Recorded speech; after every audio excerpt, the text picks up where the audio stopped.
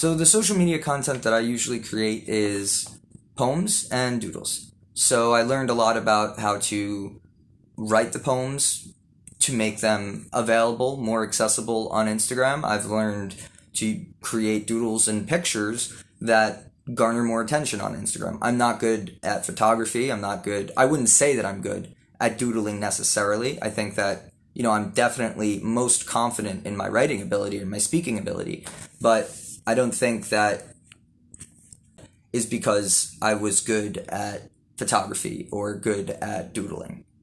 I think that it was a combination of things. So for me, creation of, that social media content was broken down into three parts, right? Planning, executing, or realizing, and editing.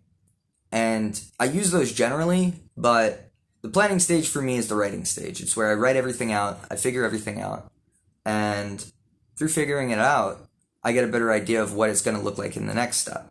And then in the execution phase, you are trying to do something, right? You're trying to make something from paper or from the plan into reality.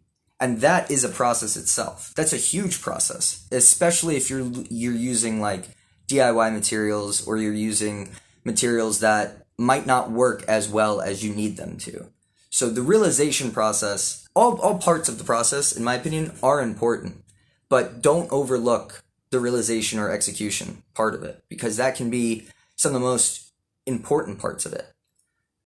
The one time I had a post that I would say went viral, it was only because, on my crappy phone, on my crappy camera, I was able to remix a reel and write a funny caption. So the writing there, even the planning there, right? Like I'm thinking of a funny joke, but what's happening is bigger than that because it's a media. So how you put the joke onto the media or the medium is important too. If you have a really good painting and you use the wrong type of paint to paint the painting on the wrong type of material, it's going to leak through or it's going to stain or it's going to not dry correctly. The same thing is true with social media. When you interact with it, you have the idea and then you have to execute the idea.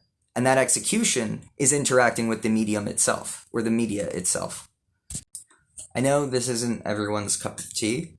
I know that people will obviously be able to see the difference in the ability of my camera or the ability of my lighting because it is narrow or made more narrow because I don't have certain equipment.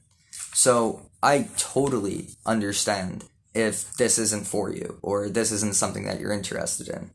But artists have to use social media sometimes. I mean, they don't have to, but there can be a very specific type of artist who does use social media. And I think right now, that gives the artist who chooses to use social media an upper hand. Also important to me is kind of realizing how that affects me as an artist and how that affects me as a creator. So, if you like it, great. I'll see you around. If not, subscribe, You might like something else that I do. So, if you don't, definitely subscribe. Yeah.